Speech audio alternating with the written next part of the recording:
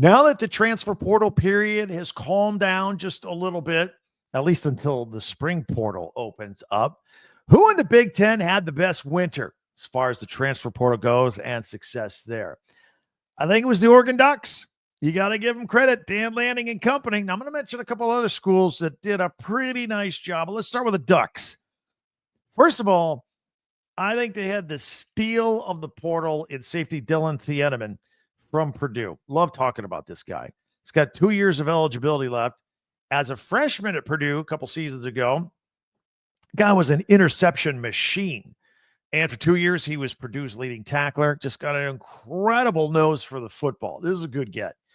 And for Oregon on the offensive side of the, have you looked at the offensive line they're putting together there at Oregon? I mean, I've really had time to digest this. And look, this it's been in the works for a few weeks, so a lot of you already know this. But it's worth mentioning to everybody else if you're not an Oregon fan or whatever. But they got Isaiah World. And the reason I'm doing this, I'm grouping all these guys together, and I'm saying, look, this is the number one portal class of the Big Ten. Isaiah World, at one time, was considered the number one player available in the portal. Comes from Nevada. He also considered Texas A&M and Nebraska. And are you ready for this? 6'8", 320 pounds. That's a basketball player and a football player combined. Remarkable. And they're not done because they also got another offensive lineman, Emmanuel Pregnon from USC, 6'5", 6'6", 320 pounds on that side. Started 13 games for Lincoln Riley this past year and did not allow a single sack. You bringing in these two guys, Isaiah World and Emmanuel Pregnon, that's filling the gaps they left on the guys they lost the offensive line. I will tell you that. And they weren't done. They got a running back that gets to run behind these two guys. Mekhi Hughes coming in from Tulane. By the way, at Tulane, good year. 1,400 yards rushing and 15 touchdowns. Now he's running behind these two giants. It's going to be a nice offensive attack for the Oregon Ducks, for sure. Speaking of Purdue losing players like Thieneman, and, of course, they took a beating this year. They finished in last place. They got a new coach now. They fired their coach. And they also, in addition to losing Thieneman, their best player on defense, they also lose tight end Max Clare to the Ohio State Buckeyes. That's right. The national champions thought that a tight end on Purdue was good enough to play on their roster, and they grabbed him. You got a new offensive coordinator there, and Brian Hartline. Going to love having that kid as a weapon. He's a 6'4" target. Had 51 catches for 685 yards and 4 touchdowns in a year in which the Boiler offense was pretty anemic. So Claire was keeping it going. He is a good talent.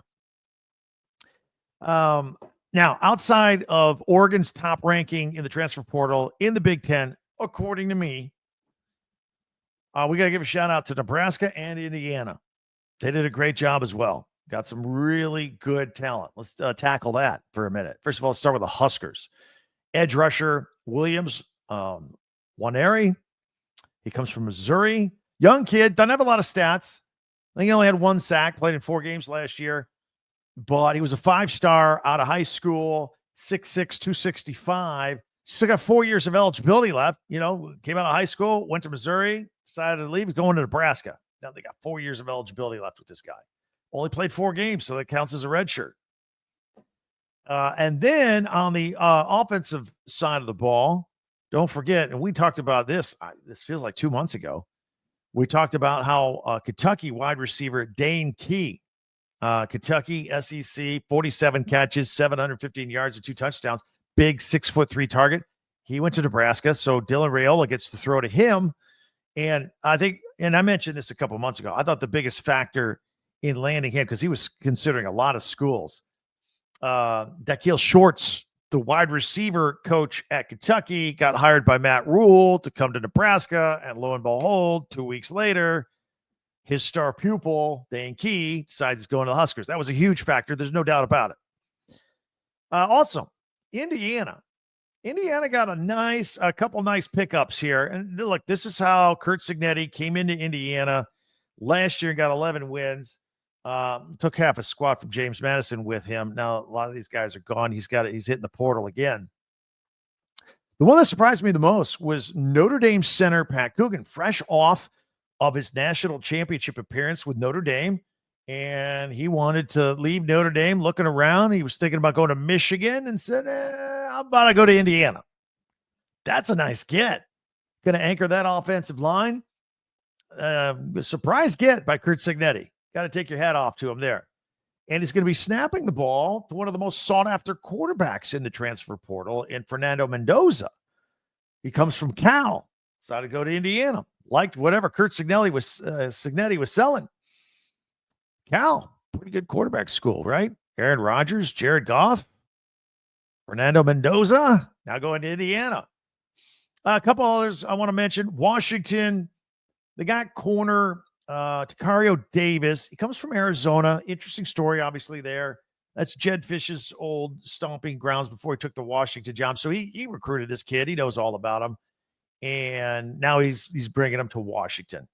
And 2 years ago, when Arizona was in the Pac-12, he was second team all Pac-12.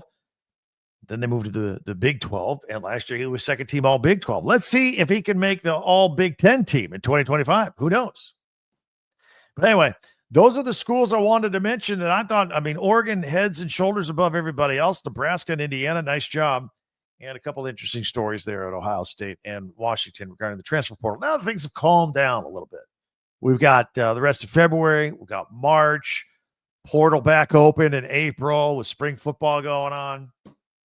Except at Nebraska, they're not going to do the spring game because they don't want anybody stolen in the portal. We've already done that, talked about that here. We'll probably talk about it again. Big weekend for hoops. Let's start with men's Big Ten basketball. One tonight, Friday night. UCLA is at Indiana, 8 o'clock Eastern time, 5 o'clock Pacific on Fox. Indiana coming off a big quad one win at Michigan State. Saturday, we got 16th ranked Wisconsin at 7th ranked Purdue, a top 25 matchup, top 20 matchup.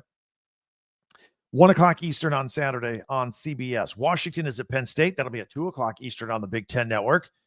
Minnesota is at USC. That's at 4 o'clock Eastern, 1 o'clock Pacific on the Big Ten Network. And 11th ranked Michigan State is at Illinois. That is Saturday night, 8 o'clock Eastern, 5 o'clock Pacific on Fox, nationally televised. Tom Izzo, Michigan State, he's one win away from breaking Bob Knight's all-time Big Ten win mark, but he's been stuck. They've lost 3 of 4. They didn't get the win against Bob Knight's old team, Indiana, earlier in the week. He's going to break through, right? Illinois is a good basketball team. They've been in and out of the top 25. They haven't been consistent, but they're good. So we'll see if Tom Izzo can get this mark on the road at Illinois Saturday night. You can watch it on Fox.